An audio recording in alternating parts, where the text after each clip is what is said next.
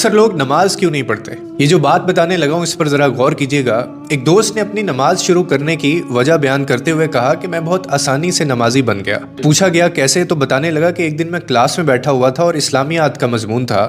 استاد آئے اور سوال کیا کہ آپ کے خیال میں لوگ نماز کیوں نہیں پڑھتے؟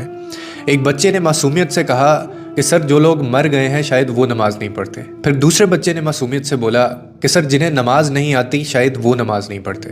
اس کے بعد ایک اور بچے نے کہا کہ سر جو مسلمان نہیں ہیں وہ نماز نہیں پڑھتے۔